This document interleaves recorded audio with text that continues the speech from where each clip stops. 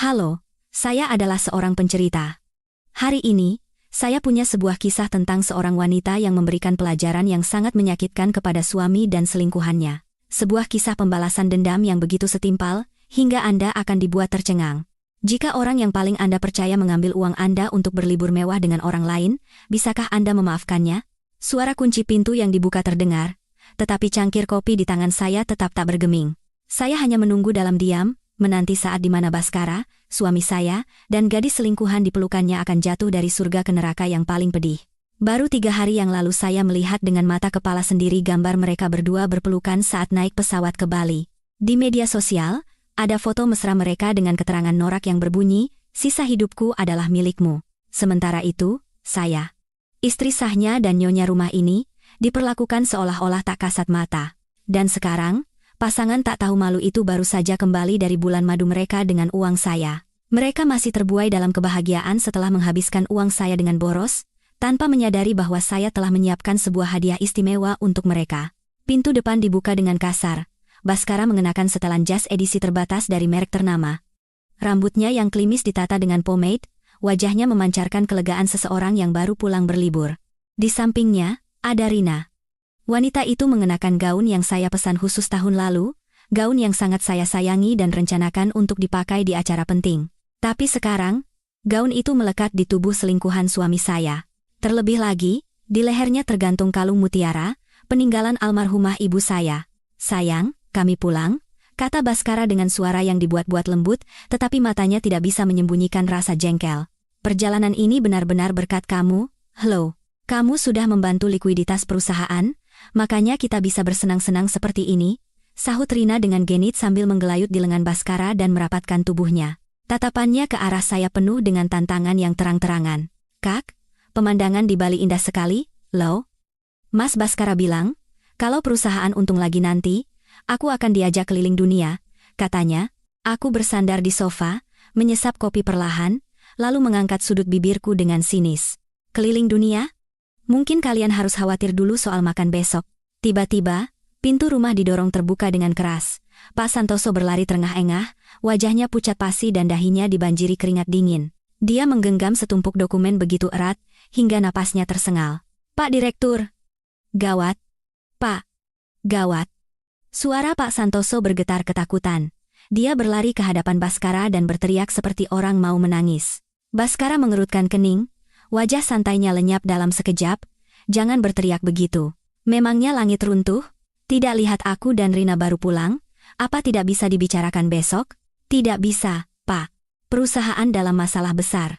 Pak Santoso menghentakkan kakinya dengan cemas sambil menyodorkan dokumen di tangannya kepada Baskara. Nyonya Kartika sudah menarik kembali seluruh investasinya sebesar 5 triliun rupiah. Sekarang bank terus-menerus menelepon untuk menagih utang. Rekanan bisnis juga sudah menarik semua investasi mereka. Para pemasok berdemo di depan kantor, menagih pembayaran barang. Kita bangkrut, Pak. Apa katamu?" Mata Baskara terbelalak seolah mau keluar. Dia merebut dokumen itu dan dengan jari gemetar memeriksa isinya. Wajahnya berubah dari kaget, menjadi syok, lalu tidak percaya, hingga akhirnya pucat seperti kertas. Dia mendongak menatapku, nada suaranya berubah total. "Kartika, apa-apaan ini? Apa yang dikatakan Pak Santoso itu benar? Kamu benar-benar menarik dana 5 triliun? Senyum kemenangan di wajah Rina sirna. Tanpa sadar dia melepaskan lengan Baskara dan bertanya dengan tatapan panik, "Mas Baskara, ini tidak benar, kan?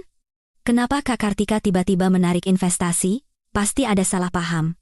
Aku meletakkan cangkir kopi dan bangkit berdiri, berjalan mendekati mereka. Aku menatap pasangan yang sedang kalut di hadapanku dengan tatapan dingin, lalu berkata dengan suara datar sedingin air danau yang tenang, "Salah paham? Menurutmu? Kesalahpahaman macam apa yang akan membuatku rela membiarkan seorang pria yang mengkhianatiku bersenang-senang dengan selingkuhannya? Dan masih bisa terus menggunakan modal raksasa dariku? Kamu bicara omong kosong apa?" Wajah Baskara memerah padam, mencoba membela diri. "Aku dan Rina hanya rekan kerja biasa. Perjalanan ke Bali ini adalah acara workshop perusahaan. Jangan mudah percaya omongan orang. Rekan kerja biasa?" Aku tertawa mengejek, lalu mengeluarkan ponsel dari saku dan memutar sebuah video. Aku menyodorkannya tepat di depan wajah mereka berdua. "Lalu bagaimana kalian akan menjelaskan ini?" Video saat kamu memeluk Rina di kamar hotel, memanggilnya sayang, dan berbisik akan menceraikanku untuk menikahinya. Apa ini juga bagian dari workshop? Gambar di video itu begitu menjijikan hingga aku nyaris tak sanggup melihatnya. Perilaku mesra Bhaskara dan Rina yang memuakan, serta percakapan kotor mereka, semuanya terekam jelas. Setiap kata bagaikan jarum tajam yang menusuk jantung Bhaskara. Wajahnya langsung berubah kelabu. Dia mengulurkan tangan hendak merebut ponselku. Kamu menguntitku. Kartika? Kamu benar-benar keterlaluan. Keterlaluan? Aku dengan mudah menghindari tangannya dan balas menatapnya dengan pandangan sedingin es. Dibandingkan dengan kamu yang berselingkuh saat kita masih menikah, menggunakan uangku untuk membelikan tas mewah dan mobil untuk selingkuhanmu, bahkan mengirimnya bulan madu, di mana letak keterlaluanku? Apa kamu lupa, Bhaskara? Modal untuk mendirikan perusahaanmu itu sepenuhnya dariku?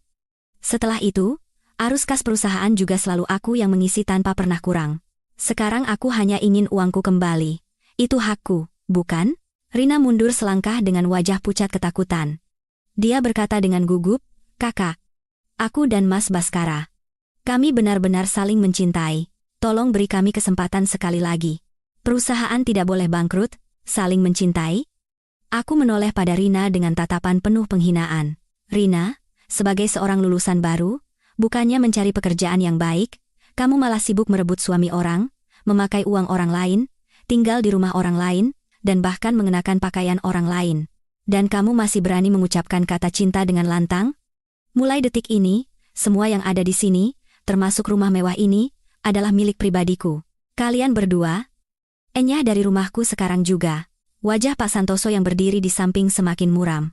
Dia berkata dengan hati-hati, "Pak Direktur, saat ini tidak ada sisa uang sepeser pun di rekening perusahaan.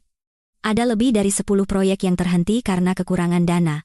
Kita juga digugat oleh perusahaan rekanan untuk ganti rugi dalam jumlah yang sangat besar, Pak. Ratusan miliar rupiah. Ratusan miliar." Lutut Bhaskara lemas, dia nyaris ambruk ke lantai seolah kehabisan tenaga. Dia buru-buru berpegangan pada lemari sepatu di sampingnya, menatapku dengan pandangan kosong. "Kartika, kamu sudah gila? Menarik investasi itu satu hal. Tapi kamu melakukan sampai sejauh ini, di perusahaan itu ada tetesan keringat dan kerja kerasku." "Keringat dan kerja kerasmu?" Aku tertawa getir. "Bhaskara, jika bukan karena ayahku kasihan pada keluargamu dan memberimu modal, kamu mungkin sekarang sedang jadi kuli angkut di proyek bangunan. Jangan terlalu percaya diri bahwa semua kesuksesan ini datang dari kemampuanmu sendiri. Tanpa keluarga Wijaya, kamu bukan apa-apa. Karena kamu telah mengkhianatiku, jangan harap ada belas kasihan lagi. Bukan hanya menarik investasi, aku akan membuatmu membayar semua perbuatanmu dengan setimpal, membuatmu merasakan sakit hingga menyesal seumur hidup." Rina menatap bergantian antara kondisi Bhaskara yang menyedihkan dan tatapan dinginku, lalu mulai gemetar cemas. Dia mengira Bhaskara adalah seorang pengusaha kaya dan berbakat. Dia percaya jika berhasil mendapatkannya, hidupnya akan berubah dan menjadi nyaman. Tapi ternyata, perusahaan Bhaskara hanya bisa bertahan berkat uang Kartika. Sekarang, ketika Kartika memutus aliran dana, perusahaan itu bangkrut. Mimpi indahnya hancur berkeping-keping. "Mas Bhaskara, lalu bagaimana kita sekarang?" Rina memeluk kaki Bhaskara sambil terisak. "Kita tidak punya uang lagi. Yang ada hanya utang menumpuk." Bhaskara menepis tangannya dengan kesal. "Jangan tanya aku. Mana aku tahu? Kalau bukan karena kamu, aku tidak akan begini. Kalau saja kamu tidak menggodaku sejak awal, aku tidak akan mengkhianati Kartika." Kata-katanya membuat Rina tertegun sejenak, sebelum matanya memerah dan dia berteriak dengan sakit hati. "Bukankah kamu yang mendekatiku duluan?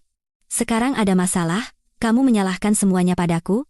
Bhaskara, kamu benar-benar pria tidak bertanggung jawab." Melihat mereka berdua bertengkar membuatku merasa puas. Tapi ini baru permulaan. Bhaskara, Rina, dan ibu mertua yang selalu merendahkanku.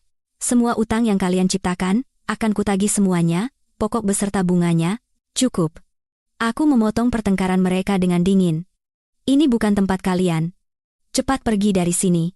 Kalau masih keras kepala, aku akan panggil satpam." Bhaskara mengangkat wajahnya, menatapku tajam dengan mata penuh dendam dan amarah. Tapi dia tahu, saat ini dia tidak punya kekuatan untuk melawanku. Dia mengertakkan gigi, menatap Rina dengan geram, lalu berjalan menuju pintu. Rina ragu sejenak. Dia menatap bergantian antara rumah mewah ini dan kondisi Bhaskara, sebelum akhirnya memutuskan untuk mengikutinya dengan perasaan dongkol. Saat hendak melangkah keluar pintu, dia berbalik menatapku dengan tatapan benci. Aku tersenyum sinis dan berteriak di belakang mereka. Oh ya, hampir lupa. Semua uang yang kalian habiskan di Bali, juga pakaian dan perhiasan yang Rina pakai sekarang, aku akan menyuruh pengacara menagih semuanya. Karena itu semua dibeli dengan uangku. Kalian tidak punya hak untuk memilikinya. Kata-kata itu membuat langkah Baskara terhenti sejenak. Tubuhnya terhuyung, wajah Rina semakin pucat. Dia berjalan dengan goyah mengikuti Baskara keluar dari rumah megah itu. Melihat punggung mereka yang menyedihkan, aku mengangkat telepon. Halo, Ayah. Masalahnya hampir selesai. Perusahaan Baskara sudah bangkrut. Selanjutnya, giliran mengurus Ibu Jamilah yang sombong itu. Suara berwibawa ayahku terdengar dari seberang telepon. Bagus, putriku. Jangan khawatir, Kartika. Ayah akan mendukungmu sepenuhnya. Orang yang menyakitimu harus menerima ganjaran yang setimpal. Pintu baru saja ditutup kurang dari 1 menit ketika terdengar suara gedoran keras dari luar, seolah hendak menghancurkannya. Tanpa perlu berpikir, aku tahu itu ulah Baskara yang menyedihkan. Dia pasti masih syok karena kebangkrutannya dan merasa sakit hati karena harus menyerah begitu saja. Kartika, buka pintunya. Dasar wanita kejam. Teriakannya penuh dengan kegilaan. Pintu bergetar setiap kali dia memukulnya. Jelaskan padaku, kenapa kamu menarik investasi? Kamu sengaja ingin membuatku bangkrut sejak awal, kan? Isak tangis Rina juga terdengar.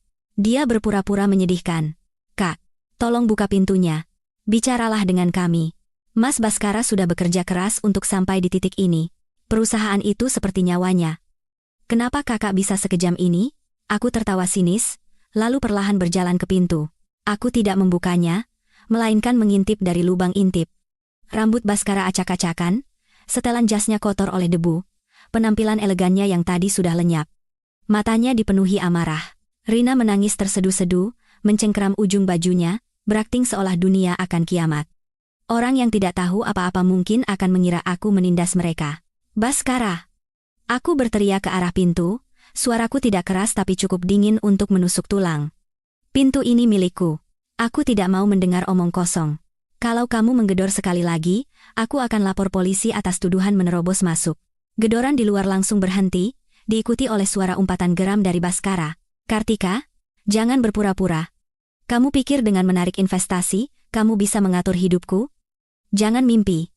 Bahkan tanpa keluarga Wijaya, aku bisa membangun semuanya dari awal lagi. Membangun dari awal? Aku mencibir. Seorang pecundang yang menggunakan uang istri untuk mendirikan perusahaan lalu diam-diam memelihara selingkuhan?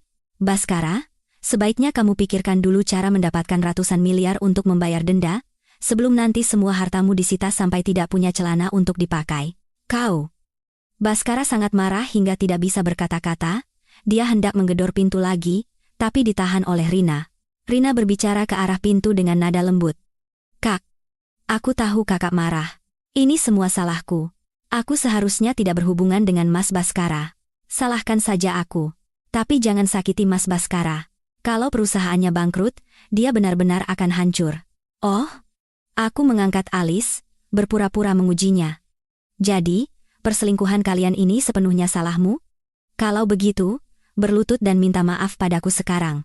Lalu bersumpahlah akan menghilang dari kehidupan Baskara selamanya. Nanti akan aku pertimbangkan untuk memberinya jalan keluar. Wajah Rina langsung kaku.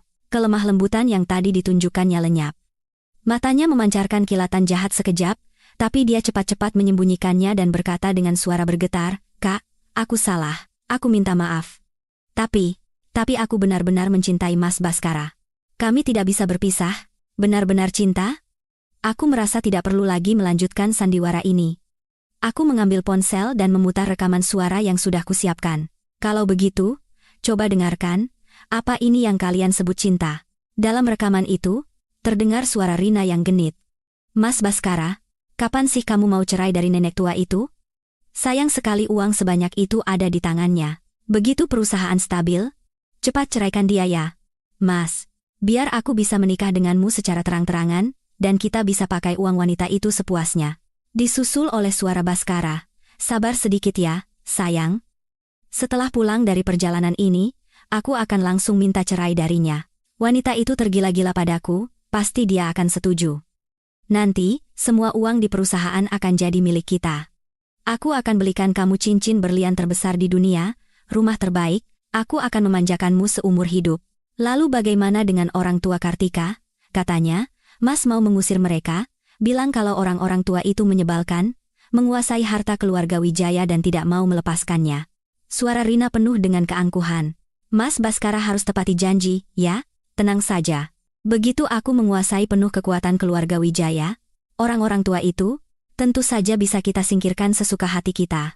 Setelah rekaman suara itu berakhir, di luar pintu menjadi sunyi senyap seperti kuburan. Aku bisa membayangkan betapa terkejut dan takutnya Baskara dan Rina saat ini. Setelah beberapa saat, barulah Baskara sadar dan berteriak. Kartika, kamu berani merekam suaraku? Kamu benar-benar licik, licik? Aku tersenyum dingin. Dibandingkan kalian berdua yang bersekongkol menipuku di belakang, bahkan berencana menipu orang tuaku, caraku ini masih sangat sopan. Baskara? Rina? Kalian pikir aku ini orang bodoh yang mudah ditipu?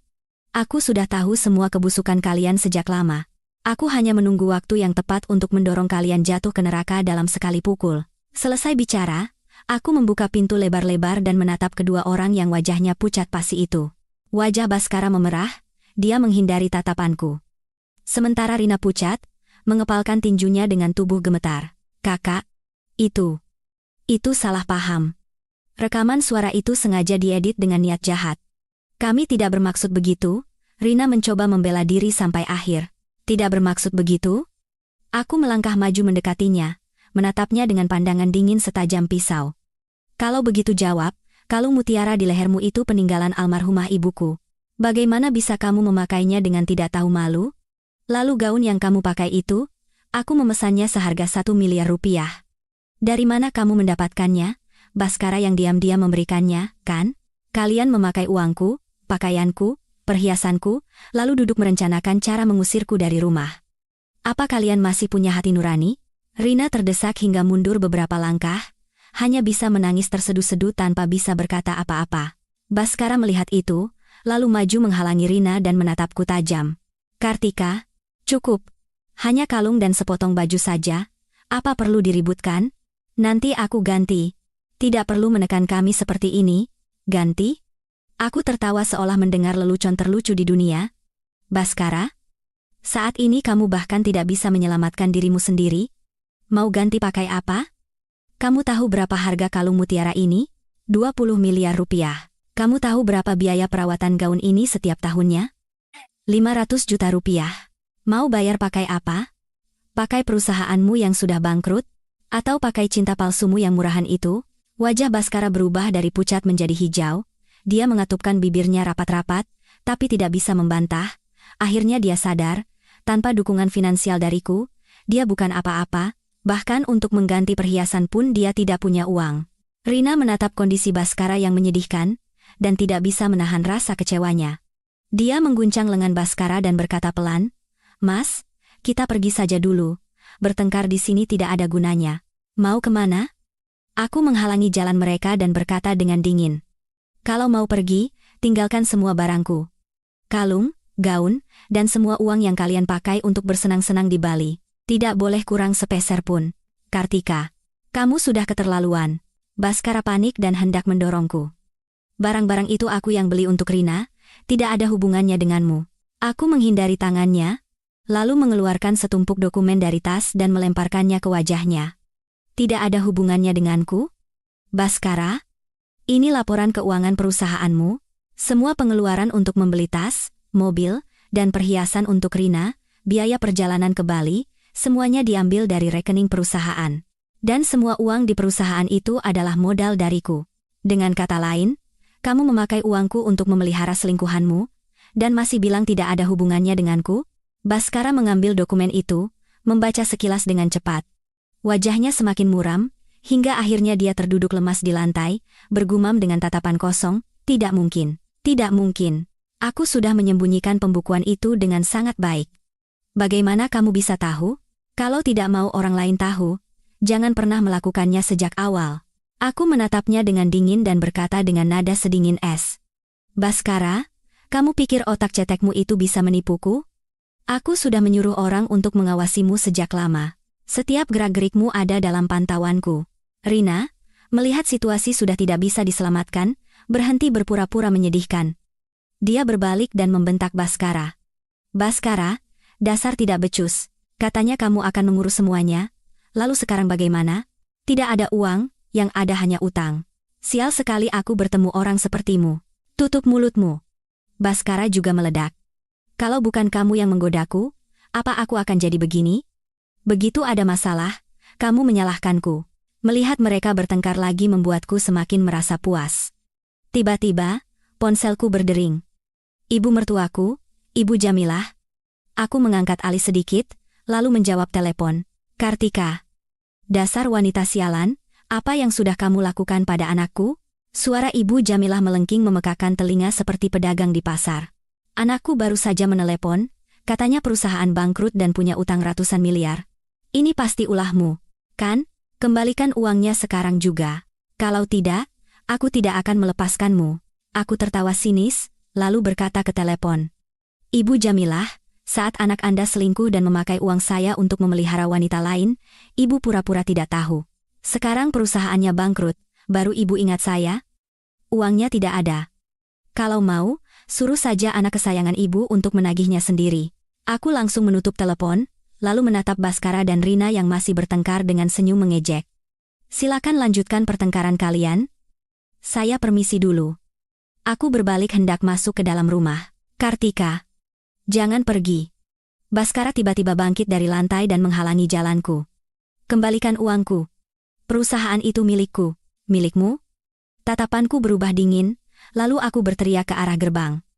Satpam. Satpam. Tidak lama kemudian, 2 orang satpam berbadan tegap berlari masuk dan bertanya dengan hormat. Ada yang bisa dibantu? Nyonya, lemparkan 2 orang ini keluar sekarang juga.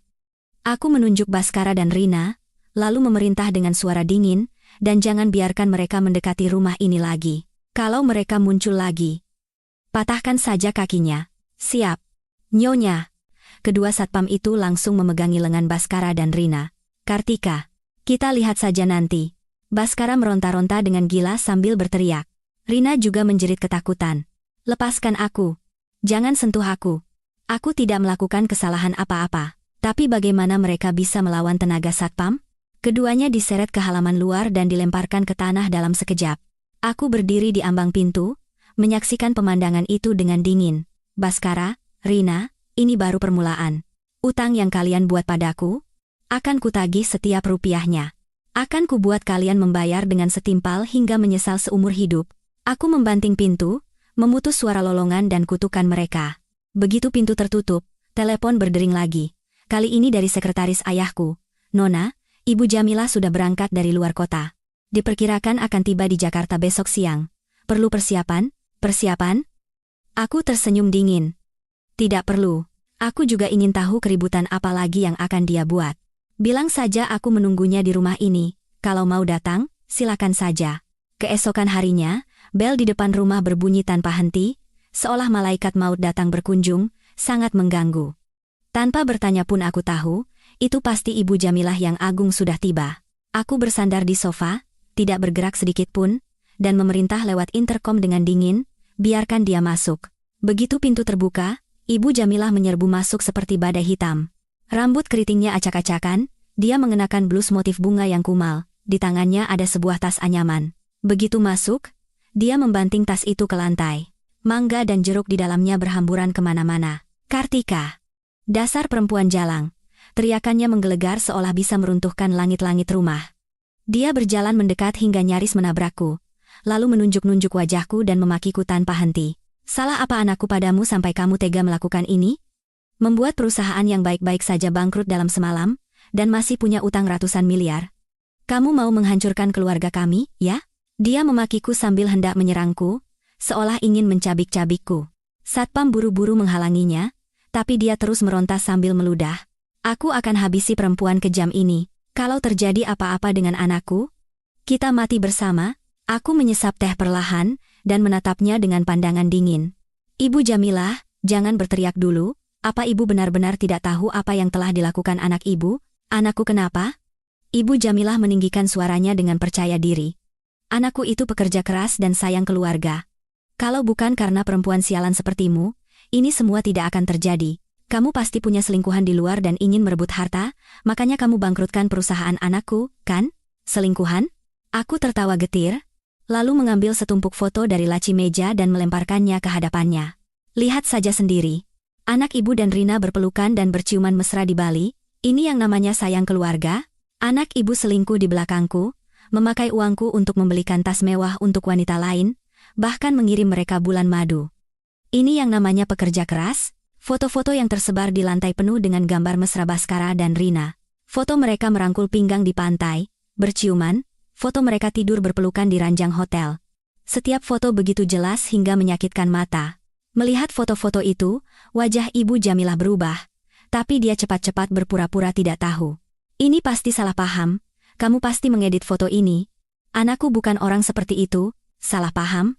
Aku tertawa mengejek, lalu memutar rekaman suara lain di ponselku. Rekaman itu berisi percakapan antara Ibu Jamilah dan Rina. Ibu tidak usah khawatir. Aku benar-benar mencintai Mas Baskara. Nanti setelah cerai dari wanita itu, aku akan merawat ibu dengan baik. Suara Rina terdengar manis. Rina, anakku, ibu percaya padamu. Perempuan mandul itu memang tidak pantas untuk anak ibu sejak awal. Selain punya uang, dia tidak punya apa-apa lagi. Nanti kalau kamu sudah menikah, ibu akan suruh Baskara membaliknamakan semua aset keluarga Wijaya atas namamu. Saat itu, kita berdua bisa hidup enak dan bahagia. Suara Ibu Jamilah penuh dengan sanjungan dan penghinaan. Terima kasih. Ibu. Ibu baik sekali. Oh ya. Bu. Kalung mutiara milik Kartika itu indah sekali. Aku suka sekali. Ibu bisa tolong minta dia memberikannya untukku? Cuma itu? Serahkan saja pada ibu. Kalung itu kalau dipakai dia juga sia-sia, harus dipakai oleh orang cantik sepertimu baru cocok. Setelah rekaman berakhir, wajah Ibu Jamilah pucat pasi. Dia tidak berani menatap mataku lagi. Dia pasti tidak pernah menyangka percakapannya dengan Rina akan terekam. Sekarang masih mau bilang ini salah paham?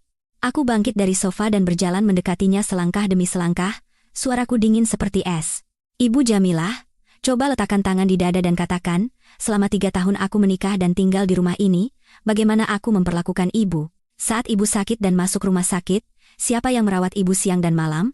Saat ibu bilang ingin gelang giok, siapa yang rela mengeluarkan 2 miliar rupiah untuk membelikannya? Saat anak ibu mau mendirikan perusahaan, siapa yang rela memberikan seluruh tabungan pernikahannya dan bahkan meminjam uang dari ayahku untuk memberinya modal? Tapi apa yang ibu lakukan padaku? Suaraku mulai meninggi karena amarah. Begitu aku menikah, ibu bilang seorang istri harus tinggal di rumah mengurus suami, lalu menyuruhku menyerahkan buku tabungan dan gajiku. Saat aku hamil, ibu tidak pernah merawatku sedikit pun, malah menyuruhku mencuci baju dan memasak setiap hari. Ibu menyuruhku mencuci piring dengan air dingin di musim hujan, hingga aku terpeleset dan keguguran. Saat itu, ibu tidak pernah menghiburku, malah memakiku sebagai perempuan tidak berguna yang tidak bisa menjaga anak. Ibu juga diam-diam mencuri tas dan perhiasan mewahku untuk diberikan pada Rina.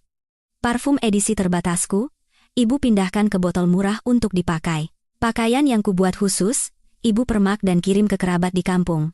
Ibu Jamilah, ibu serakah, egois, dan tidak tahu berterima kasih.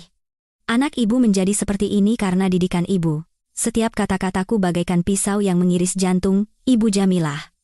Tubuhnya gemetar, bibirnya terkatup rapat, tidak bisa berkata apa-apa. Kesombongannya yang tadi lenyap, hanya menyisakan keterkejutan dan rasa malu yang mendalam. Jangan bicara sembarangan. Setelah beberapa lama, barulah Ibu Jamilah bisa mengeluarkan sepatah kata. Aku tertawa mengejek, lalu membuka album foto di ponselku. Di dalamnya penuh dengan bukti, rekaman CCTV saat Ibu Jamilah memberikan perhiasanku pada Rina, foto saat dia memakai parfum dan pakaianku, dan surat keterangan dokter saat aku keguguran. Surat itu dengan jelas menyatakan bahwa keguguran disebabkan oleh kelelahan akibat kerja paksa. Lihat sendiri, ini semua buktinya. Ibu pikir perbuatan busuk. Ibu bisa disembunyikan selamanya? Ibu Jamilah. Saat anak ibu selingkuh, bukannya melarang, ibu malah ikut bersekongkol menipuku. Sekarang anak ibu bangkrut, ibu datang memakiku. Coba tanyakan pada anak ibu, apa dia berani menatap wajahku, berani menatap semua kebaikan yang telah diberikan keluarga Wijaya? Melihat bukti-bukti di ponselku, wajah Ibu Jamilah perlahan berubah menjadi kelam, hingga akhirnya lututnya lemas dan dia ambruk ke lantai, menangis meraung-raung. Ya Tuhan, nasib apa ini? Punya menantu kejam seperti ini, menghancurkan hidup anakku, menghancurkan rumah tanggaku, langit tidak adil. Dia menangis sambil memukul-mukul lantai, meronta-ronta seperti anak kecil. Satpam di sekitarnya hanya bisa menatap dengan jengah, tidak tahu harus berbuat apa. Sudah cukup menangisnya? Aku menatapnya dengan dingin. Ibu Jamilah, menangis tidak akan menyelesaikan masalah. Apa yang terjadi pada anak ibu adalah karma. Dia mengkhianati dan menipuku, jadi dia harus membayarnya. Dan semua yang pernah ibu lakukan padaku di masa lalu, akan kubalaskan semuanya. Akan kubuat ibu tahu bagaimana rasanya direndahkan dan ditipu. Ibu Jamilah berhenti menangis, dan menatapku dengan tatapan penuh dendam. Kartika, jangan besar kepala. Kamu pikir anakku akan diam saja? Keluarga kami juga tidak akan melepaskanmu. Aku akan membuat keributan di perusahaan ayahmu, di perusahaanmu, dan akan mengumumkan pada seluruh dunia betapa kejamnya kamu. Silakan saja. Aku tertawa mengejek. Wijaya Group adalah perusahaan terkemuka di Jakarta. Kalau ibu membuat keributan di sana, orang-orang justru akan tahu sifat asli keluarga ibu. Anak selingkuh, ibunya datang mengamuk. Pasti akan jadi tontonan yang menarik, nanti yang akan malu bukan aku, tapi keluarga ibu sendiri. Lalu aku menambahkan, dan rumah ini adalah properti pribadi saya. Kedatangan ibu ke sini dan membuat keributan adalah pelanggaran privasi yang jelas. Satpam, lemparkan wanita ini keluar. Siap, Nyonya. Satpam maju untuk mengangkat Ibu Jamilah yang masih terduduk di lantai. Kartika, dasar wanita kejam. Kita mati bersama saja. Ibu Jamilah meronta-ronta dengan gila, tapi tenaganya tidak sebanding dengan Satpam. Dia diseret keluar ke halaman, dan dilemparkan ke tanah dalam sekejap. Meskipun sudah jatuh, dia masih terus mengumpat. Suaranya perlahan menjauh.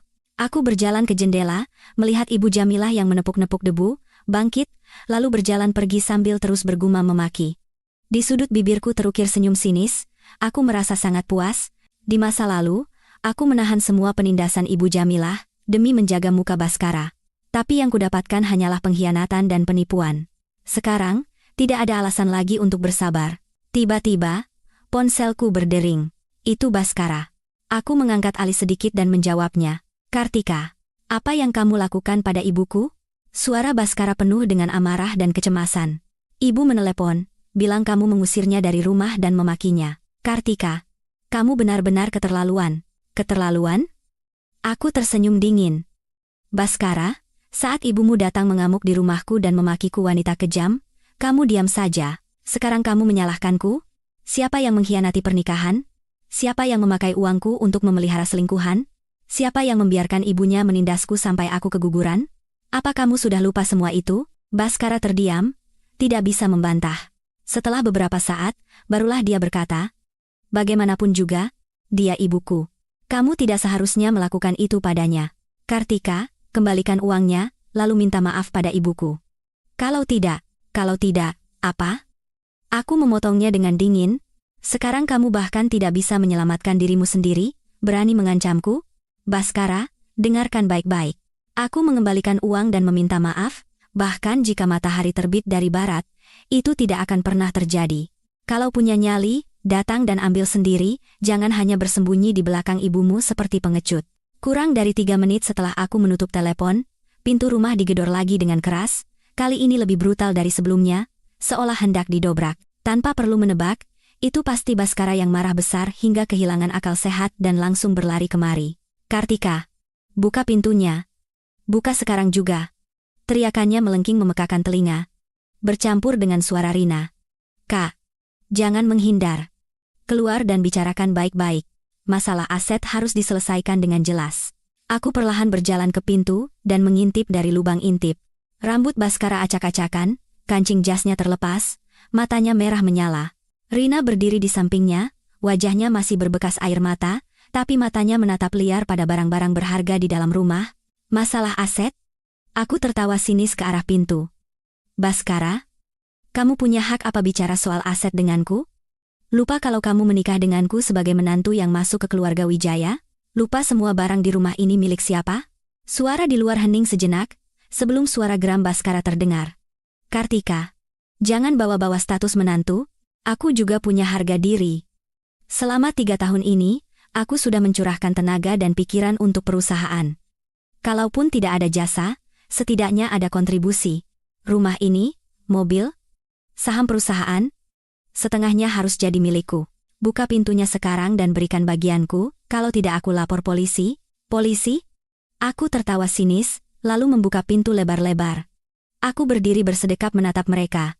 Bagus. Panggil saja sekarang. Panggil polisi untuk memutuskan, apakah seorang suami yang selingkuh berhak menuntut pembagian harta bawaan istri. Baskara ternganga mendengar kata-kataku. Wajahnya merah padam seperti hati babi. Dia melangkah maju dan menunjuk ke sekeliling rumah sambil berteriak. Harta bawaan apa? Kita sudah menikah 3 tahun. Ini semua harta bersama. Rumah ini setengahnya milikku. Mobil sport di garasi itu juga milikku. Saham perusahaan. Setidaknya 30% harus jadi milikku. Rina ikut menimpali, berpura-pura bijak. Kak, yang dibilang Mas Baskara itu benar. Kita kan suami istri. Tidak perlu sampai begini. Mas Baskara sudah banyak berkorban untuk perusahaan. Wajar kalau ada pembagian aset. Tolong kasihanilah kami dan berilah kami jalan untuk hidup. Kasihan? Aku tertawa mengejek, lalu berjalan ke ruang tamu, mengambil sebuah dokumen dari laci dan membantingnya ke meja. Baskara, lihat sendiri dengan matamu, apa ini? Melihat dokumen itu, wajah Baskara pucat pasi. Itu adalah perjanjian pranikah kami, di atasnya tertera tanda tangannya yang dia tulis sendiri dengan hati-hati. Dia berjalan terhuyung-huyung mendekati dokumen itu, tapi aku menghalanginya dengan tangan. Jangan terburu-buru. Biar aku bacakan untukmu. Dan selingkuhanmu di samping itu, dengarkan juga, supaya kamu tahu apa kamu punya hak untuk ikut campur dalam asetku. Aku mengambil perjanjian itu dan membacakannya kata demi kata dengan jelas. Pasal 1, seluruh aset tidak bergerak, mobil, simpanan bank, dan saham Wijaya Group milik pihak pertama, yaitu Kartika Wijaya, dianggap sebagai harta pribadi sebelum menikah, dan tidak termasuk dalam pembagian harta gonogini setelah pernikahan. Pasal 2, modal pendirian perusahaan pihak kedua, yaitu Baskara, adalah pinjaman tanpa bunga dari pihak pertama. Apabila pihak kedua melakukan tindakan pengkhianatan selama masa pernikahan, seperti perselingkuhan, maka pinjaman tersebut harus dikembalikan seketika beserta bunganya, dan pihak kedua harus pergi dari rumah tanpa membawa apapun, tanpa tunjangan, dan tidak dapat menuntut aset apapun. Pasal 3. Cukup, hentikan. Baskara memotongku dengan kasar. Wajahnya pucat seperti kertas, kedua tangannya gemetar hebat. Perjanjian itu tidak sah, dulu kamu yang memaksaku menandatanganinya. Aku tidak mengakuinya. Memaksa? Aku mengangkat alis dan memutar video di ponselku. Lihat sendiri, apa ini namanya pemaksaan. Di dalam video, Baskara tersenyum lebar sambil menandatangani perjanjian itu. Dia bahkan menoleh ke kamera dan berkata, saya, Baskara, dengan ini menandatangani perjanjian pranikah ini secara sukarela. Saya bersumpah tidak ada paksaan apapun, dan berjanji akan merawat Kartika dengan baik, setia pada pernikahan kami, dan tidak akan pernah mengkhianatinya. Gambar yang jernih dan suara yang jelas. Wajah Baskara yang menjijikkan memenuhi layar.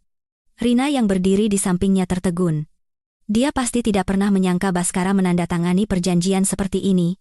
Itu berarti dia tidak akan mendapatkan apa-apa. Baskara, sekarang masih ada yang mau kamu katakan? Aku mematikan video dan melemparkan perjanjian itu ke hadapannya. Kamu berselingkuh dan menggunakan uang pinjaman dariku untuk memelihara wanita lain? Kamu jelas-jelas melanggar pasal kedua. Kamu bukan hanya harus diusir dari rumah tanpa membawa apapun, tapi juga harus mengembalikan modal pendirian perusahaan sebesar 5 triliun rupiah yang kamu pinjam, pokok beserta bunganya. 5 triliun beserta bunganya. Baskara ambruk ke sofa seolah tak bertulang. Matanya kosong. Perusahaan sudah bangkrut, masih harus membayar denda ratusan miliar. Dari mana dia bisa mendapatkan uang untuk mengembalikannya pada Kartika? Kartika, tolong, jangan lakukan ini. Kita pernah jadi suami istri. Tidak bisakah kamu memaafkanku sekali ini saja? Memaafkan? Aku teringat saat dia bersenang-senang dengan Rina, saat dia menghabiskan uangku dengan boros, dan saat aku harus kehilangan anakku. Kebencian membara di dalam hatiku. Baskara, saat kamu mengkhianatiku, apa kamu pernah berpikir untuk meminta maaf? Saat kamu memakai uangku untuk membeli cincin berlian 20 miliar untuk Rina, berlibur mewah ke Bali, apa kamu pernah memikirkanku? Saat ibumu menindasku hingga aku keguguran, apa kamu pernah ingat status kita sebagai suami istri? Sekarang setelah bangkrut dan tidak punya uang, baru kamu mengungkitnya, sudah terlambat.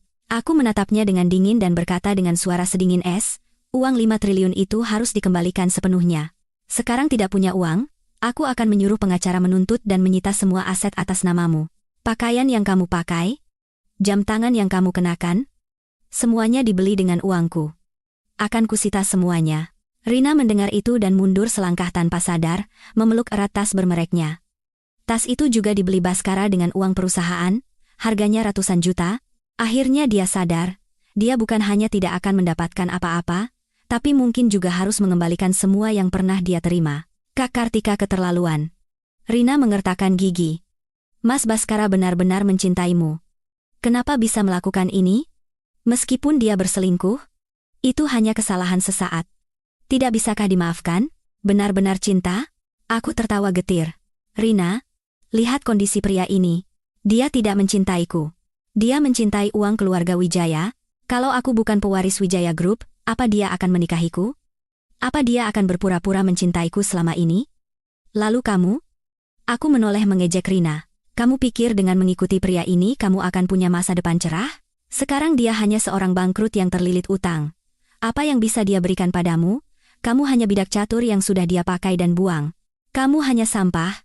Wajah Rina berubah dari pucat menjadi hijau. Dia tidak bisa berkata apa-apa. Dia menoleh pada Baskara, berharap suaminya akan membelanya. Tapi Baskara sedang tenggelam dalam keputusasaannya sendiri, tidak punya waktu untuk mempedulikannya. Kartika. Aku salah. Baskara merangkak turun dari sofa dan berlutut di hadapanku. Dia memeluk kakiku dan menangis meraung-raung. Aku benar-benar salah. Seharusnya aku tidak selingkuh. Seharusnya tidak memakai uangmu untuk wanita lain. Seharusnya tidak mendengarkan ibuku dan menindasmu. Tolong. Beri aku kesempatan sekali lagi. Kita mulai dari awal. Ya? Aku akan berbuat baik padamu. Sungguh. Aku tidak akan melakukan hal bodoh seperti ini lagi. Aku akan membantu pekerjaan di perusahaan dengan sungguh-sungguh dan melunasi semua utang. Melihatnya berlutut, memohon dengan menyedihkan tidak membuatku merasa kasihan sedikit pun, hanya jijik. Aku menepis tangannya dengan kasar dan mundur selangkah sambil membersihkan celanaku. Baskara, jangan menjijikan. Saat kamu memutuskan untuk mengkhianatiku, seharusnya kamu sudah bisa membayangkan akhir seperti ini. Minta maaf, selama aku masih hidup, hari itu tidak akan pernah datang. Lalu aku menambahkan, aku sudah menyuruh pengacara menyiapkan surat cerai. Tinggal tanda tangan, dan kamu bisa pergi dari sini. Kalau tidak mau tanda tangan, aku akan langsung gugat ke pengadilan. Nanti, kamu bukan hanya akan diusir, tapi seluruh dunia akan tahu betapa rendah dan menyedihkannya dirimu. Baskara berlutut di lantai, menatap mataku yang dingin, dan sadar bahwa tidak ada lagi harapan untuk dimaafkan. Tatapannya berubah dari memohon menjadi putus asa, dan akhirnya menjadi penuh dendam. Kartika, lihat saja nanti, aku tidak akan berakhir di sini. Bahkan jika aku harus pergi tanpa apa-apa, aku tidak akan membiarkanmu hidup bahagia. Oh? Aku mengangkat alis. Dalam kondisi seperti ini, apa yang bisa kamu lakukan? Coba saja. Tiba-tiba, Rina angkat bicara. Suaranya penuh tekad. Mas, bangunlah. Di sini terus juga tidak ada gunanya. Wanita ini tidak akan memberikan apa-apa pada kita. Kita bangun hidup baru dengan tangan kita sendiri. Dia membantu Baskara bangkit dari lantai dan menariknya ke pintu. Baskara tertegun sejenak, lalu berjalan terhuyung-huyung mengikuti Rina keluar dari rumah megah itu. Saat hendak melangkah keluar, Baskara berbalik menatapku dengan mata penuh amarah dan dendam. Aku mengambil surat cerai di atas meja dan tersenyum dingin. Baskara, kalau kamu pikir ini adalah akhirnya, kamu salah besar. Ini baru permulaan dari pembagian aset. Selanjutnya, aku akan menginjak-injak sisa harga dirimu sampai hancur. Aku mengangkat telepon dan menghubungi pengacaraku. Pak pengacara, kirimkan surat cerai itu untuk ditandatangani oleh Baskara. Jika dia menolak, lanjutkan gugatan sesuai rencana. Dan soal utang 5 triliun rupiah serta barang-barang yang dibeli dengan uang perusahaan untuk Rina, tolong segera proses tuntutannya untuk pengembalian dana. Baik, Bu Kartika. Akan segera saya urus, suara sopan pengacara terdengar dari seberang. Kurang dari 10 menit setelah menutup telepon dari pengacara, sebuah pesan masuk dari detektif pribadiku, beserta sebuah foto. Di dalam foto, Baskara sedang jongkok di depan sebuah hotel melati kumuh di pinggiran Jakarta. Rambutnya acak-acakan. Sedang merokok. Kepercayaan dirinya yang dulu lenyap sudah. Setelan jasnya ternoda minyak, dan di depannya berdiri Rina, bersedekap dengan wajah bosan dan menghina. Semakin menarik saja, aku bersandar di sofa, menggeser-geser foto di layar ponsel dan tertawa dalam hati, Orang egois seperti Rina tidak akan mau hidup susah dengan orang bangkrut. Pasti dia akan menagih imbalan. Benar saja, detektif itu segera mengirimkan rekaman suara dari lokasi. Suara Rina terdengar melengking memekakan telinga. Baskara, mana janjimu? Berikan padaku sekarang. Katanya mau belikan apartemen mewah di pusat kota Jakarta, cincin berlian 2 karat. Tapi sekarang apa? Kamu bangkrut. Apartemen dan cincinku bagaimana? Suara Baskara terdengar lelah dan putus asa. Rina, sayang, sabar dulu ya. Sekarang aku benar-benar tidak punya uang. Beri aku waktu untuk bangkit lagi. Aku pasti akan membelikannya untukmu, bahkan akan kuganti 2 kali lipat. Sabar? Aku bisa percaya apa lagi? Rina tertawa mengejek. Waktu mendekatiku, kamu bilang kamu pemilik perusahaan besar. Bilang kalau percaya padamu, aku akan hidup enak selamanya. Tapi hasilnya apa? Mengikutimu, aku tidak dapat apa-apa, malah dihina oleh si Kartika itu. Sekarang kamu bangkrut, kenapa aku harus ikut susah denganmu? Kan sudah kubilang, biarkan aku cari kerja dulu, lalu kita bangun semuanya pelan-pelan. Suara Baskara mulai terdengar marah. Sekarang kita sedang susah, harusnya saling mendukung. Bukan malah memikirkan uang terus. Mendukung? Rina tertawa seolah mendengar lelucon terlucu di dunia. Baskara, jangan bicara seperti itu padaku. Aku pacaran denganmu karena uangmu. Sekarang tidak ada uang, kamu hanya pecundang tak berguna. Untuk apa aku membantumu? Dengar baik-baik, hari ini kita selesaikan. Beri aku uang ganti rugi 2 miliar. Atau serahkan semua barang berharga yang kamu punya, kalau tidak, aku akan pergi ke depan kantormu dan teriak-teriak kalau kamu itu penipu. Mendengar percakapan itu, aku tidak bisa menahan tawa. Rina sama sekali tidak menutupi keserakahannya. Baru saja berbisik-bisik cinta, sekarang langsung berbalik tanpa perasaan. 2 miliar, sekarang uang 200.000 pun aku tidak punya. Teriak Baskara. Rina, kamu keterlaluan. Tas, mobil, perhiasan yang kubelikan untukmu itu totalnya sudah miliaran. Masih belum puas juga? Miliaran? Rina tertawa sinis. Barang-barang itu sekarang tidak ada harganya. Mobil sport yang kamu belikan itu mobil bekas. Tas bermerek itu palsu. Dan perhiasan yang kamu berikan kebanyakan imitasi. Baskara, kamu itu hanya penipu. Tidak punya uang tapi bergaya kaya dengan uang si Kartika itu. Begitu aliran dananya diputus, sifat aslimu keluar. Omong kosong. Baskara gemetar karena marah. Barang yang kubelikan itu asli semua. Jangan bicara sembarangan. Asli? Kalau begitu tunjukkan kwitansinya. Rina mendesaknya. Tidak bisa, kan? Baskara, dengar ya. Kalau hari ini kamu tidak memberiku uang, aku tidak akan pergi. Aku akan pergi ke Wijaya Group, ke perusahaan Kartika, dan akan kusebarkan semua tentangmu. Aku tidak akan membiarkan wanita itu hidup bahagia juga. Kamu berani? Teriak Baskara. Rina, kalau kamu berani melakukan itu, aku akan bongkar semua tentang kita. Biar kamu hancur juga, silakan saja. Aku tidak takut. Rina sama sekali tidak peduli. Aku baru lulus kuliah. Paling parah aku pindah kota dan mulai hidup baru. Tapi kamu, kalau kamu hancur, kamu akan kehilangan segalanya. Pikirkan baik-baik. Baskara, mau kasih uang atau tidak? Rekaman suara berhenti sampai di situ. Aku bisa membayangkan betapa putus asanya Baskara saat ini. Rina, yang dia kira cinta sejatinya, ternyata hanya wanita materialistis. Begitu dia tidak punya uang, Rina langsung mengancam dan meninggalkannya. Tidak lama kemudian, detektif mengirimkan sebuah video lagi. Di dalam video, Rina sedang menarik paksa bros dasi dari kerah Baskara. Itu adalah bros berlian mahal seharga ratusan juta yang pernah kuberikan padanya. Ini saja cukup. Ini sepertinya bisa diuangkan. Rina menarik bros itu dengan kasar. Baskara berusaha melawan sekuat tenaga. Jangan. Ini barang terakhir yang kupunya.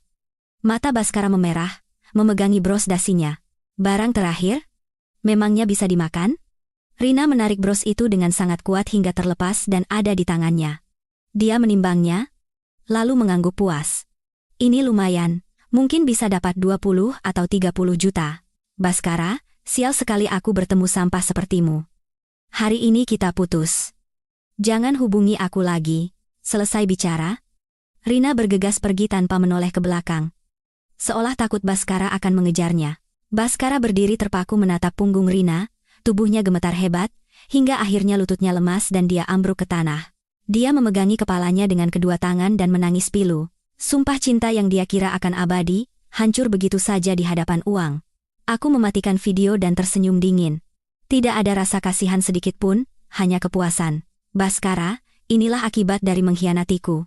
Dulu kamu mengira menemukan cinta sejati, tapi ternyata dia hanya wanita egois yang mengincar uangku. Sekarang kamu kehilangan segalanya, dan itu semua karena ulahmu sendiri. Tiba-tiba, teleponku berdering. Itu Ibu Jamilah. Aku mengangkat alis sedikit dan menjawabnya. Kartika. Dasar pembawa sial. Suara Ibu Jamilah lebih geram dari sebelumnya. Anakku baru saja menelepon. Bilang si Rina itu mengambil barang terakhirnya lalu meninggalkannya. Ini semua karena kamu. Kalau kamu tidak menarik investasi, anakku tidak akan bangkrut, dan tidak akan ditinggalkan oleh perempuan itu. Kembalikan uangnya sekarang juga. Kalau tidak, aku akan gantung diri di depan perusahaanmu. Gantung diri? Aku tertawa sinis. Ibu Jamilah, silakan saja. Di depan perusahaan kami ada CCTV 24 jam. Kalau ibu benar-benar gantung diri, saya akan lapor polisi atas tuduhan mengganggu ketertiban umum. Nanti, bukannya membantu anak ibu, malah ibu sendiri yang akan masuk penjara. Keluarga ibu pasti akan sangat malu. Dasar wanita kejam. Ibu Jamilah sangat marah, hingga tidak bisa berkata-kata. Setelah beberapa lama, barulah dia berteriak, aku tidak peduli. Pokoknya kembalikan uang anakku. Anakku bangkrut karena kamu. Karena saya? Aku tertawa getir. Dia yang selingkuh. Dia yang memakai uang saya untuk memelihara wanita lain, sampai jadi begini. Bukankah itu salahnya sendiri? Ibu Jamilah.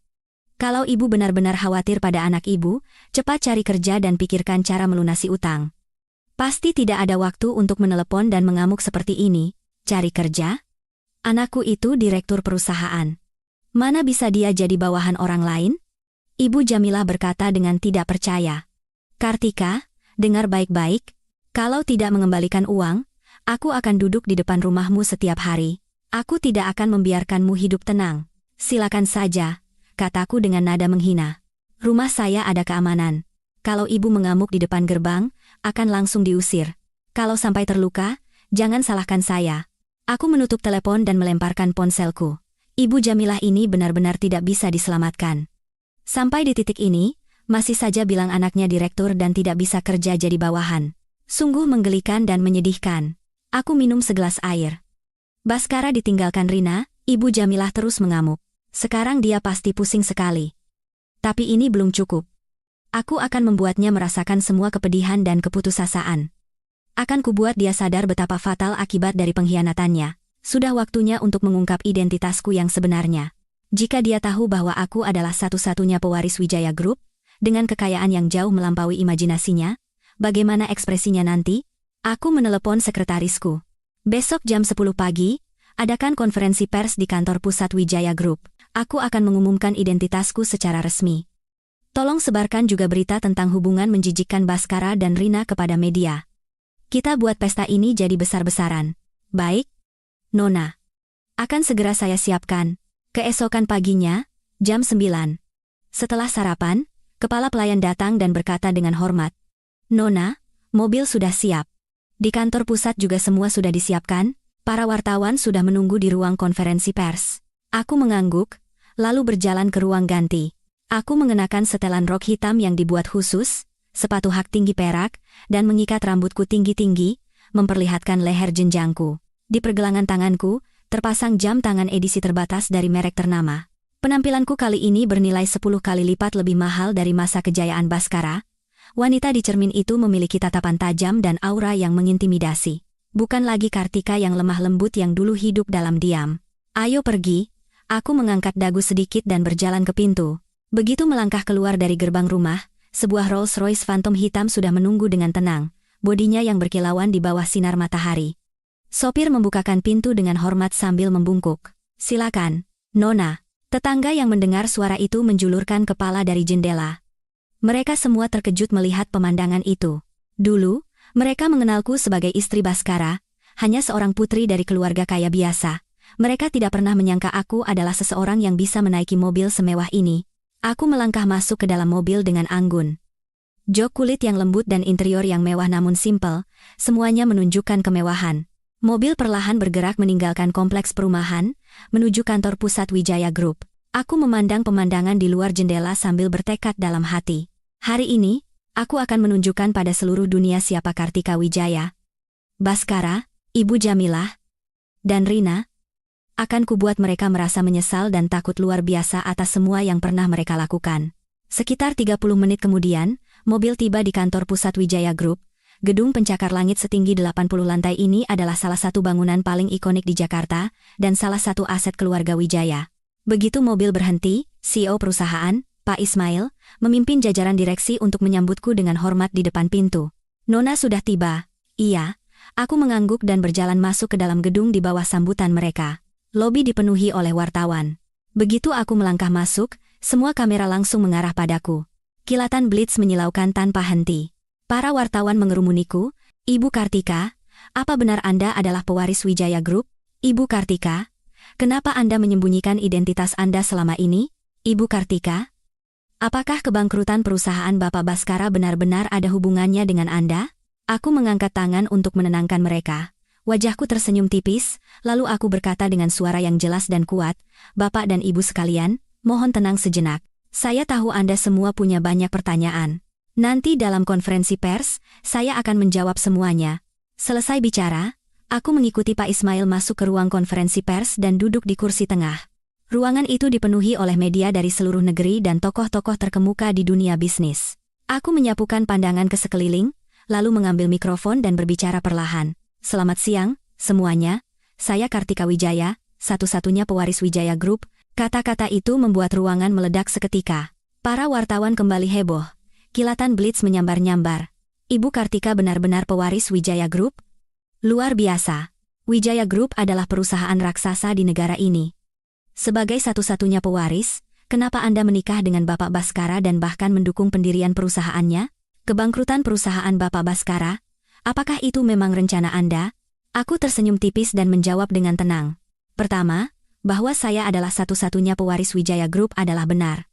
Hal ini akan dikonfirmasi langsung oleh ayah saya, Bapak Surya Wijaya, melalui video sebentar lagi.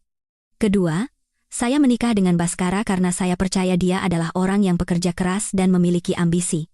Saya ingin memberinya kesempatan. Saya mendukung pendirian perusahaannya karena saya berharap dia akan sukses dan tidak mengecewakan saya. Tapi kemudian, nada suaraku berubah menjadi dingin sedingin es. Namun, dia menyalahgunakan kepercayaan saya. Dia menggunakan uang saya untuk berselingkuh selama pernikahan kami, memelihara wanita lain, dan bahkan bersekongkol dengan ibunya untuk menipu saya dan keluarga saya. Oleh karena itu, saya menarik kembali investasi saya. Dan kebangkrutan perusahaannya adalah akibat dari karmanya sendiri. Itu adalah akhir yang pantas bagi seorang pengkhianat. Selesai bicara, aku memberi isyarat pada sekretaris untuk menampilkan foto-foto mesra Bhaskara dan Rina, rekaman suara, dan bukti-bukti penindasan Ibu Jamilah di layar besar. Para wartawan yang melihat konten di layar terkejut. Ruang konferensi pers menjadi riuh dalam sekejap. Ya Tuhan, Bhaskara orang seperti itu? Memakai uang istri untuk selingkuh? Ibunya juga ikut menipu dan menindas menantunya. Keterlaluan. Kritik dari para wartawan terdengar di mana-mana. Semua orang menatap layar dengan tatapan marah dan jijik. Tiba-tiba, teleponku berdering. Itu Bhaskara. Aku mengangkat alih sedikit, lalu mengaktifkan pengeras suara dan menjawabnya. "Kartika, apa yang kamu lakukan?" Suara Bhaskara penuh kegilaan. Kamu pewaris Wijaya Group? Kenapa kamu menyembunyikannya dariku? Kamu sengaja mempermainkanku sejak awal, kan?" Semua mata di ruangan tertuju pada ponselku. Aku tertawa sinis dan berkata, "Bhaskara, aku menyembunyikan identitasku karena kupikir kamu tidak pantas untuk mengetahuinya. Dulu aku mengira kamu orang yang punya prinsip dan ambisi. Ternyata, kamu hanya orang rendahan yang haus akan harta dan pujian. Saat kamu memakai uangku untuk selingkuh, apa kamu tidak memikirkan akhir seperti ini? Dasar wanita kejam. Aku benar-benar buta menikahi orang sepertimu. Kamu menghancurkan perusahaanku, membuatku dicemooh masyarakat. Kita lihat saja nanti. Lihat saja nanti?" Aku tertawa getir. "Bhaskara, dalam kondisimu sekarang, kamu punya kekuatan apa untuk melawanku? Lihat dirimu sekarang. Kehilangan segalanya, ditinggalkan semua orang. Ini semua karena ulahmu sendiri. Dan dengar baik-baik, ini baru permulaan. Semua utangmu padaku akan kutagih sampai lunas." Aku langsung menutup telepon. Para wartawan di ruangan itu ternganga menyaksikan adegan yang luar biasa ini. Luar biasa. Baskara kena batunya. Ibu Kartika hebat. Orang sampah seperti itu memang harus diberi pelajaran. Aku menoleh pada para wartawan lagi. Saya mengadakan konferensi pers hari ini bukan hanya untuk mengumumkan identitas saya, tapi juga untuk memberitahu semua orang bahwa pengkhianat pernikahan dan orang yang tidak tahu berterima kasih akan menerima ganjaran yang setimpal. Dan saya peringatkan semua orang yang berniat macam-macam dengan saya dan keluarga Wijaya, sadarilah posisimu dan jangan melakukan hal bodoh. Tiba-tiba, video ayahku muncul di layar besar. Ayahku mengenakan setelan jas, wajahnya serius, dan berkata, "Selamat siang semuanya, saya Surya Wijaya. Kartika adalah putri saya dan satu-satunya pewaris Wijaya Group.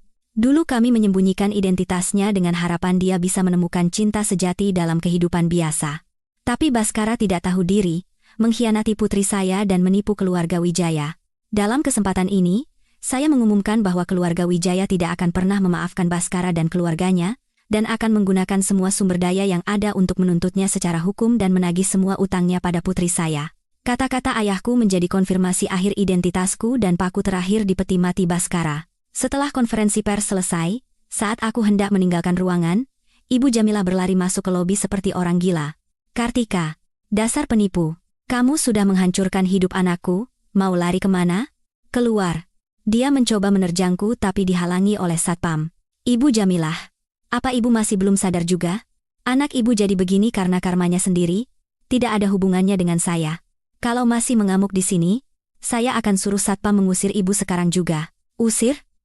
Coba saja." Ibu Jamilah menatapku tajam sambil berteriak. "Kamu menyembunyikan identitasmu? Menipu kami? Kamu membuat perusahaan anakku bangkrut, membuatnya dicemooh masyarakat, kamu harus ganti rugi." "Ganti rugi?" Aku tertawa getir. "Saya tidak menuntut ganti rugi atas penderitaan mental yang ibu sebabkan saja sudah untung. Anak ibu selingkuh? Ibu ikut mendukungnya. Utang kalian pada saya seumur hidup pun tidak akan lunas. Masih berani minta ganti rugi?" Aku memberi isyarat pada Satpam untuk mengusirnya. Ibu Jamilah diseret keluar sambil terus mengumpat. Aku menatap punggungnya yang menyedihkan dan tersenyum dingin. "Baskara, Ibu Jamilah, mimpi buruk kalian baru saja dimulai." Tiba-tiba, Pak Ismail datang dan berkata, "Nona, Bapak Baskara terus menelepon. Apa perlu diblokir?" "Tidak perlu." Aku menggelengkan kepala.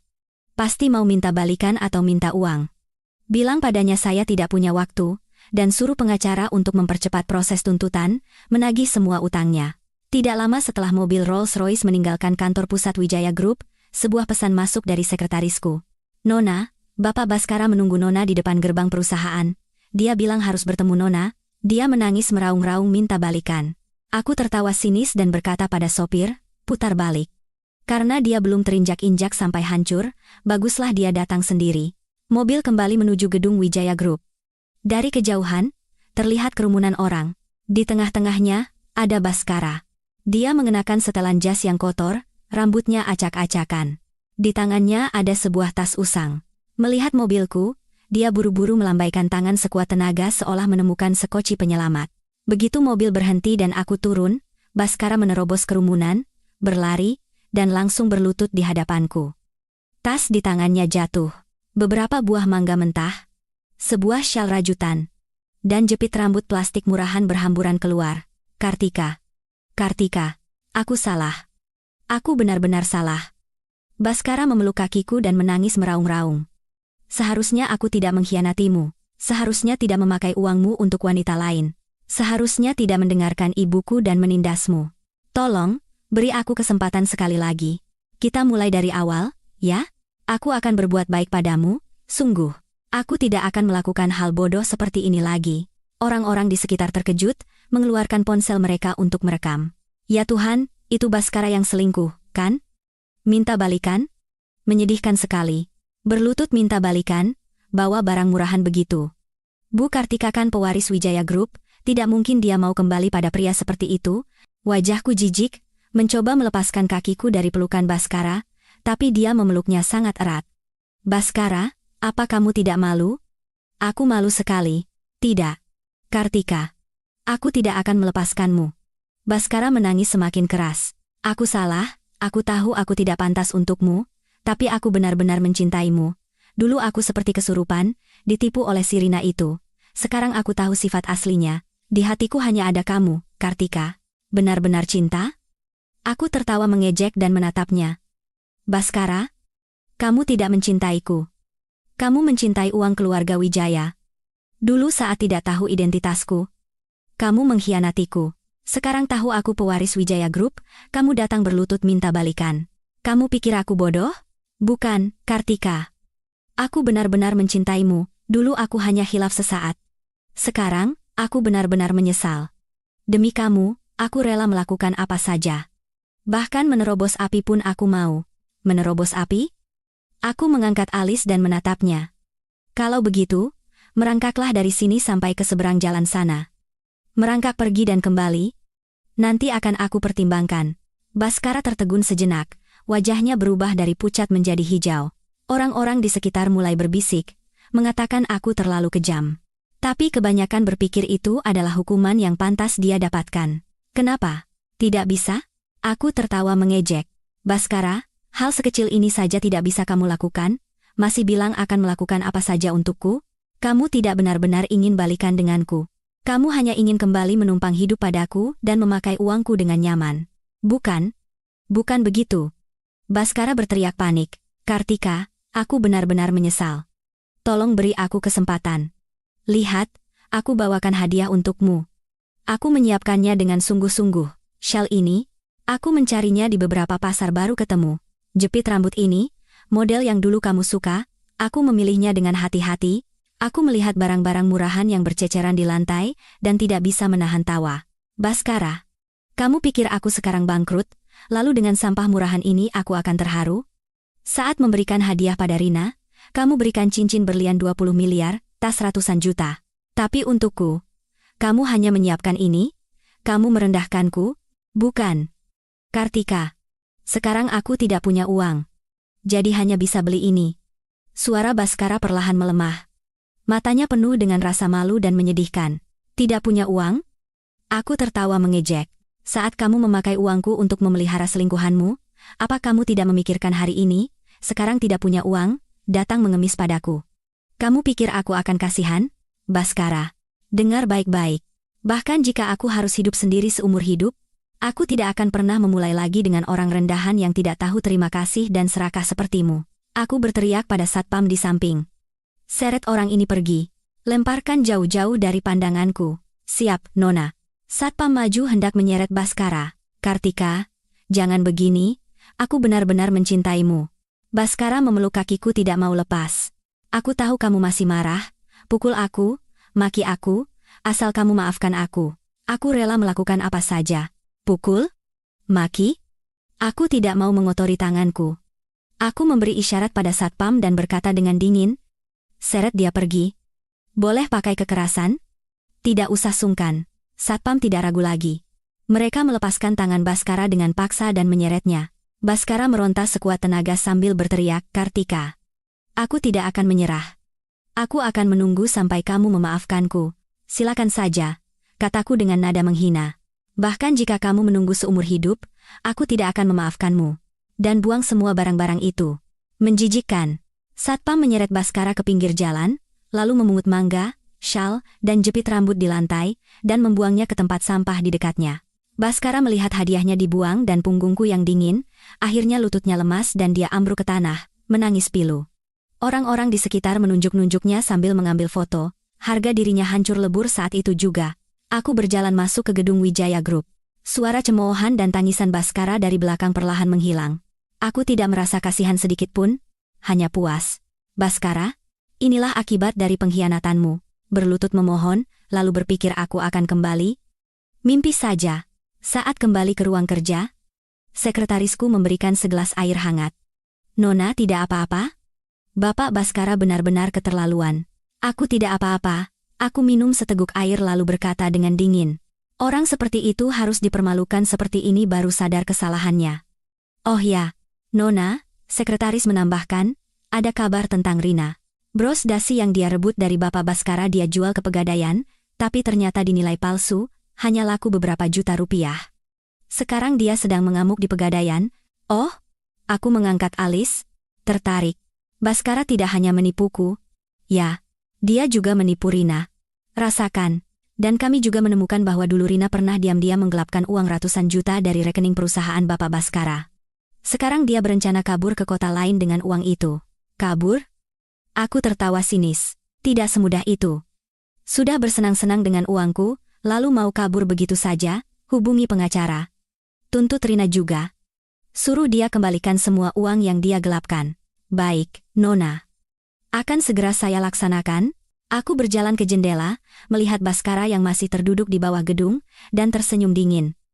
Baskara? Rina? Neraka kalian yang sesungguhnya baru saja dimulai? Pembalasan dendam ini belum berakhir. Akan kubuat kalian merasakan betapa menyakitkannya mengkhianatiku, keputusan terbodoh dalam hidup kalian. Tiba-tiba, teleponku berdering. Nomor tak dikenal. Aku ragu sejenak, lalu menjawabnya. Halo? Ibu Kartika Wijaya? Saya Adrian Kusuma dari Kusuma Group. Suara yang dalam dan berkarisma terdengar dari seberang. Saya melihat konferensi pers Anda hari ini. Saya sangat terkesan dengan ketegasan dan keberanian Anda. Apakah saya boleh mentraktir Anda makan malam, Adrian? Aku terdiam sejenak. Kusuma Group adalah perusahaan besar yang setara dengan Wijaya Group. Dan Adrian adalah sosok legendaris di dunia bisnis. Muda, berbakat, dan tampan. Aku tidak menyangka dia akan meneleponku tiba-tiba. Bapak Adrian terlalu memuji. Aku tersenyum dan berkata. Tapi akhir-akhir ini saya cukup sibuk, tidak yakin apakah ada waktu. Tidak apa-apa, suara Adrian tetap lembut. Saya bisa menunggu sampai Ibu Kartika ada waktu. Sebenarnya, saya punya sebuah proyek kerjasama yang sepertinya sangat cocok untuk Wijaya Group. Saya ingin bertemu langsung untuk membahasnya. Makan malam hanya bonus, kata proyek kerjasama membuatku tertarik. Kemampuan Kusuma Group sangat kuat. Jika bisa bekerja sama, akan sangat bermanfaat bagi pertumbuhan Wijaya Group. Baiklah, aku mengangguk. Kalau begitu, besok jam 7 malam di Sky Lounge, Hotel Grand Hyatt. Apakah Anda bisa? Tentu saja, suara Adrian terdengar senang. Kalau begitu, sampai bertemu besok, Bu Kartika. Setelah menutup telepon, aku merasa sedikit bersemangat. Aku sudah lama mendengar nama Adrian Kusuma, tapi belum pernah bertemu. Tidak disangka kami akan berkenalan dalam situasi seperti ini. Sementara itu, Rina, setelah lelah mengamuk di Pegadaian dan hanya mendapatkan 10 juta, berdiri di pinggir jalan, sambil menggenggam uang lecek itu. Dia menatap mobil-mobil mewah yang lalu lalang dengan amarah. Seharusnya sekarang dia mengenakan barang bermerek, tinggal di rumah mewah, menjadi Nyonya Baskara. Tapi sekarang, dia harus khawatir soal makan besok. Semua ini karena Baskara, si penipu itu. Baskara berani menipuku. Rina mengertakkan gigi. Tiba-tiba, dia teringat saat dulu membereskan dokumen untuk Baskara, dia pernah melihat catatan transfer yang mencurigakan. Meskipun tertulis sebagai biaya proyek, rekening penerimanya adalah rekening pribadi. Dia langsung menduga Baskara menggelapkan uang perusahaan. Sebuah pikiran jahat muncul di kepalanya. Karena Baskara telah membuatnya seperti ini, dia tidak akan melepaskannya begitu saja. Dia memutuskan akan menggunakan bukti itu untuk menghancurkan Baskara. Rina bergegas kembali ke Hotel Melati, mencari USB yang dulu diam-diam dia salin. Di dalamnya ada semua catatan transfer mencurigakan, laporan keuangan, dan dokumen kontrak palsu yang dibuat Baskara. Dengan membawa USB itu, dia menuju kantor berita terbesar di kota. Saya punya informasi. Baskara menggelapkan uang perusahaan. Saya punya buktinya. Nama Baskara membuat mata para wartawan berbinar. Dia adalah orang yang paling banyak dibicarakan saat ini. Wartawan buru-buru mengeluarkan perekam suara dan buku catatan. Rina melemparkan USB itu ke meja, dan berkata dengan berapi-api, di sini ada semua buktinya. Baskara menggelapkan puluhan miliar dari modal yang diberikan Kartika, ditransfer ke rekening pribadinya. Uang itu dia pakai untuk membelikan saya hadiah dan pergi bulan madu ke Bali. Perusahaannya itu sudah lama kosong. Wartawan memeriksa isi USB dan langsung tahu ini adalah berita besar. Mereka mewawancarai Rina dan memotret bukti-bukti itu. Kurang dari 2 jam kemudian, berita Baskara tak hanya selingkuh, tapi juga gelapkan puluhan miliar uang perusahaan menjadi berita utama di semua media. Saat itu, Baskara sedang duduk minum bir murah sambil makan mie instan di sebuah warung pinggir jalan. Dia masih berharap Kartika akan luluh. Tiba-tiba, seorang pejalan kaki mengenalinya dan berteriak, "Itu dia, itu Baskara, si penipu yang menggelapkan uang perusahaan." Orang-orang mengerumuninya, menunjuk-nunjuk dan memotretnya. Jadi orangnya seperti ini. Pakai uang istri untuk selingkuh, menggelapkan uang perusahaan lagi. Penjarakan saja. Baskara panik ketakutan, mencoba lari tapi dikepung oleh kerumunan. Tiba-tiba, teleponnya berdering. Telepon dari penagih utang. Baskara, dasar penipu, berita penggelapan uangmu sudah keluar. Kembalikan uangku sekarang, atau aku lapor polisi. Telepon berdering tanpa henti. Baskara melihat berita yang terus bermunculan dan menggelengkan kepala dengan gila. Dia menelepon Rina dan membentak, "Rina, ini ulahmu, kan? Kamu yang membocorkannya." Tawa sinis Rina terdengar dari seberang. Baskara, baru sadar, "Iya, ini aku. Siapa suruh kamu menipuku? Nikmati saja hukumanmu di penjara. Aku besok akan pergi ke kota lain. Jangan harap bisa menemukanku lagi." Rina menutup telepon dan memblokir nomornya. Baskara berdiri tertegun sejenak, lalu menerobos kerumunan dan berlari tunggang langgang. Dia berlari cukup jauh hingga sampai di sebuah gang sepi, baru bersandar di dinding sambil terengah-engah. Jasnya kotor oleh noda, rambutnya acak-acakan, kondisinya sangat menyedihkan. Akhirnya dia ambruk. Dia memegangi kepalanya dan menangis pilu. Tiba-tiba, sebuah sedan hitam berhenti di ujung gang. Dua orang pria berjas turun dari mobil dan menghampiri Baskara. "Bapak Baskara? Kami dari tim pengacara Ibu Kartika Wijaya. Ibu Kartika telah menuntut Anda secara resmi atas tuduhan penggelapan uang dan pengkhianatan dalam pernikahan. Silakan ikut dengan kami." Baskara menatap mereka dengan pandangan putus asa. "Tidak. Aku tidak punya uang. Aku tidak mau masuk penjara." "Itu bukan keputusan Anda," kata pengacara itu dengan dingin. "Semua aset atas nama Anda akan dibekukan. Pakaian dan jam tangan yang Anda kenakan sekarang akan dilelang untuk membayar utang." Akhirnya, Baskara dipaksa masuk ke dalam mobil oleh tim pengacara. Dia merasa kali ini dia benar-benar tamat. Mobil berhenti di depan gedung Wijaya Group, dan dia diseret ke ruang kerjaku. Pintu terbuka.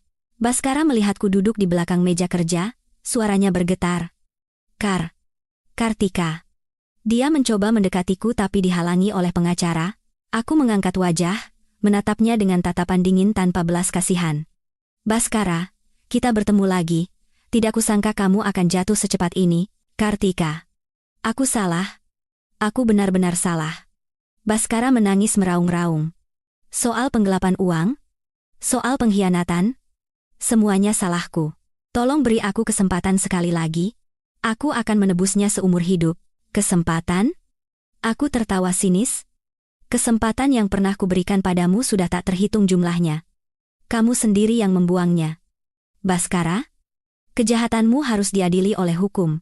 Sekarang semuanya sudah terlambat. Yang menantimu hanyalah sel penjara yang dingin." Akhirnya, Baskara diseret keluar sambil melolong. "Kartika, tolong maafkan aku."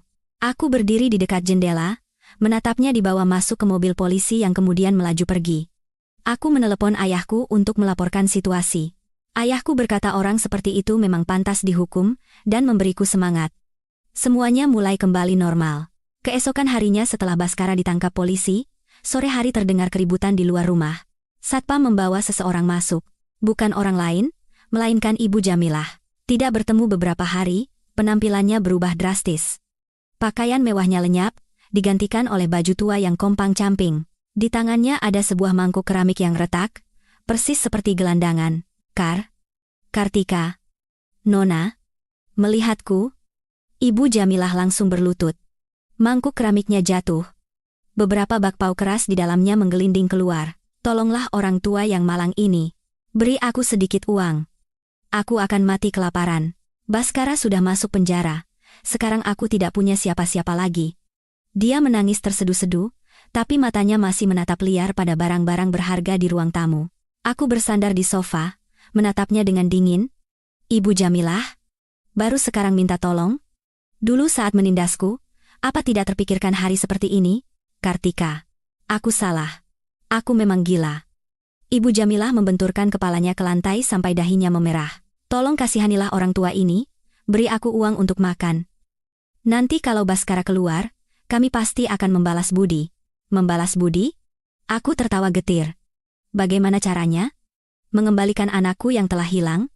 Atau melunasi utang yang kalian buat?" Ibu Jamilah, sekarang berpura-pura menyedihkan tidak akan membuatku luluh. Aku menyuruh satpam mengambil sisa makanan kemarin dari dapur.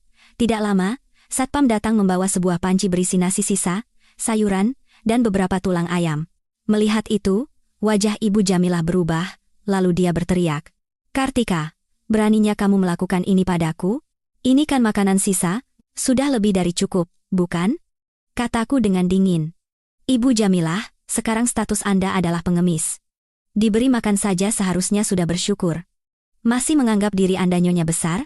Anggap saja sisa makanan ini adalah belas kasihan terakhir dariku. Ibu Jamilah mendorong panci itu dengan marah. Sisa makanan berhamburan di lantai. Aku tidak mau makan ini.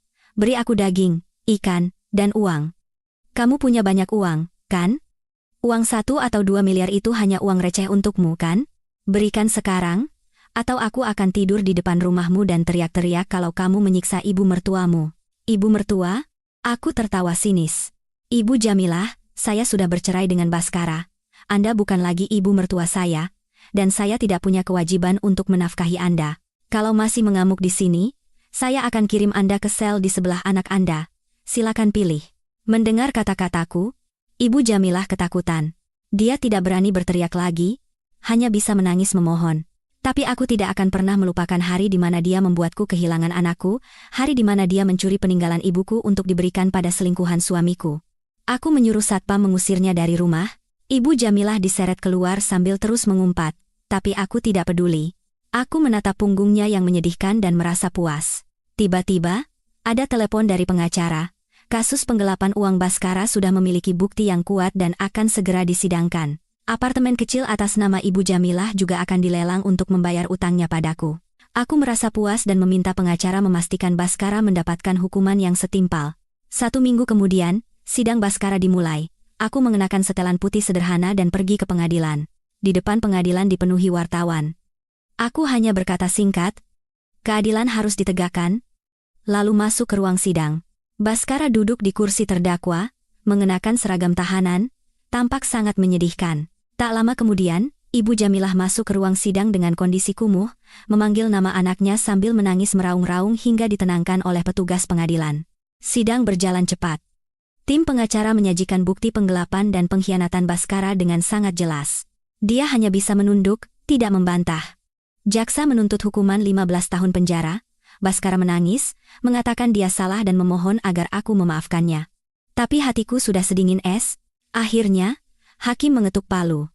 Terdakwa Baskara terbukti secara sah dan meyakinkan bersalah melakukan tindak pidana penggelapan dalam jabatan, menjatuhkan pidana penjara selama 15 tahun.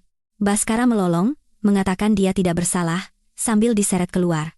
Ibu Jamilah ambruk ke lantai, menangis meraung-raung hingga diusir dari ruang sidang. Aku melihat akhir mereka yang menyedihkan dan merasa beban di hatiku terangkat. Akhirnya, anakku mendapatkan keadilan, setidaknya. Setelah sidang selesai, aku mendapat kabar dari detektif pribadi bahwa Rina sudah ditemukan. Dia tidak kabur ke kota lain, melainkan tinggal di sebuah apartemen mewah di Jakarta dengan seorang anak pengusaha kaya. Aku mengumpulkan semua bukti hubungan Rina dengan Baskara dan perilaku buruknya di masa lalu mengirimkannya secara anonim kepada anak pengusaha itu. Hasilnya seperti yang kuduga. Anak pengusaha itu marah besar, mengusir Rina dari rumah tanpa ampun, dan menyita semua barang bermerek yang pernah dia berikan, lalu membuangnya ke pinggir jalan. Lebih parah lagi, rentenir tempat Baskara dulu meminjam uang atas nama, Rina berhasil menemukannya dan menagih utang 200 juta, sambil menyiksanya dengan kejam. Akhirnya, Rina kehilangan segalanya dan menjadi gelandangan, mengemis di pinggir jalan. Suatu sore, aku mengemudi melewati tempatnya mengemis. Wanita yang dulu berbalut barang mewah, kini mengenakan pakaian kompang-camping, terbaring di trotoar memohon belas kasihan. Dia melihatku, wajahnya pucat ketakutan, memohon ampun, tapi aku hanya tersenyum dingin dan melaju melewatinya, sambil berbisik, semua penderitaan yang kamu terima adalah karma dari perbuatanmu sendiri. Setelah semua pembalasan dendam selesai, hidupku menemukan cahaya baru. Adrian Kusuma, Direktur Utama Kusuma Group, dengan hangat menyembuhkan luka masa laluku. Kami menjalin hubungan asmara secara alami. Wijaya Group, di bawah manajemen kami berdua, tumbuh menjadi perusahaan terdepan di industrinya.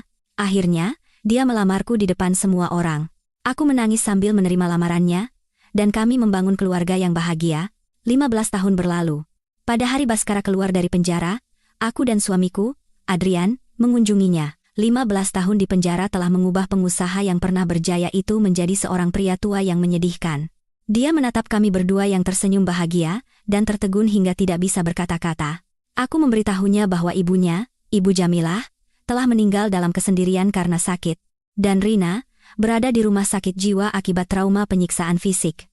Akhirnya, Baskara ambruk, dia putus asa menyadari bahwa dia telah kehilangan segalanya karena kesalahannya sendiri. Dia berlutut memohon ampun padaku.